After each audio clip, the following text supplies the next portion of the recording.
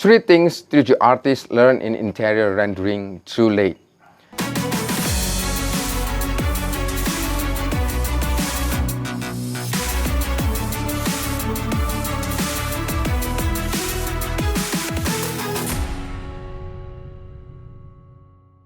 Are you someone that always having a problem with light leaks and then blotchy or splotches, floating object and fireflies? Hey, Ronaldo here, and in this video I want to share with you why those kind of things happen.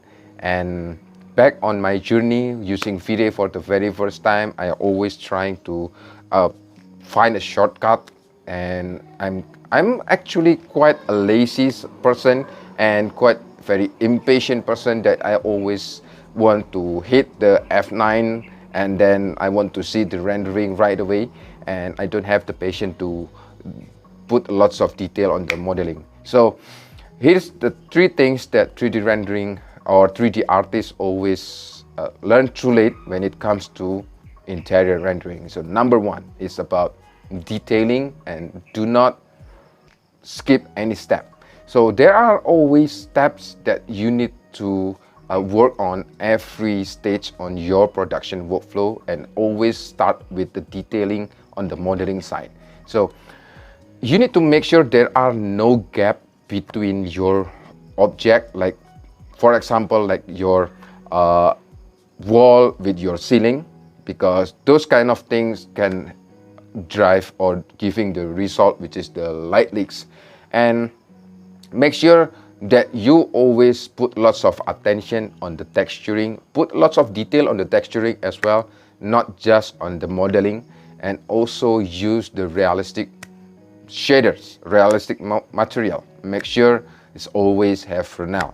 And I'm not going to give you lots of complete step-by-step workflow because I already prepared it for you, and I will give you the link at the end of this video. And the second thing is about the render setting, which is the render setting what people thinks is the ultimate render setting, that is what I always think back then, which is I'm trying to find the ultimate render setting, which is to produce the highest quality rendering with the fastest rendering time.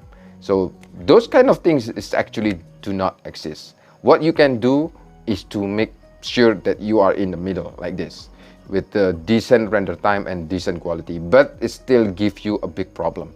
So most of people using Iridian map, and that is the number 1 problem that causes the blotchy and the floating object. Because if you want a faster rendering time, definitely you need to lower your Iridian map setting, which is going to cause blotchy because it's not enough sample.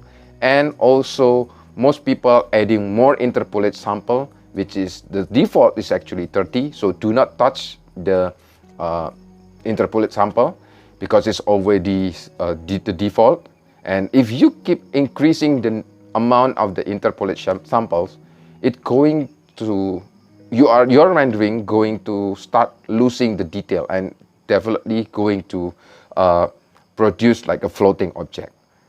So the Iridian map is going to take like days to cover, but make sure that if you are using Iridian map, always use the high setting. It looks really absurd, yes, for me, that is why I use brute force. Definitely brute force is always the best way to do the rendering, as long you have the light sample. And make sure your image, your scene always have the proper or enough light sample, which is coming from the vray sun and vray sky, including all the other lighting. Just in case if your rendering, like a kitchen rendering, is far away from the windows, or there are no other windows near your kitchen, make sure that you turn on all the interior lighting, so the vray have the light sample, then can speed up the brute force calculation. Or even if you are still using Iridian map, it's also going to give the proper light sample and to avoid the blotchy. And the third thing is about the fireflies. So the Fireflies is, people always think that the problem coming from the render setting, even though we already have the max ray intensity, but that max ray intensity is not meant to solve that problem because the Fireflies most of the time is actually coming from the vray light material. The vray light material is meant to represent the visual look of like a candle or like a bulb or a fire, but it's not meant as a main light source. If you want to have a candle and you have the light source of the candle, make sure that you still using the vray light sphere for the main light source.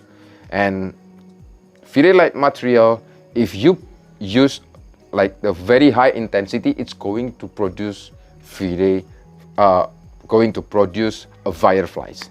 So that is the three things that most 3D artists learn too late in terms of interior rendering.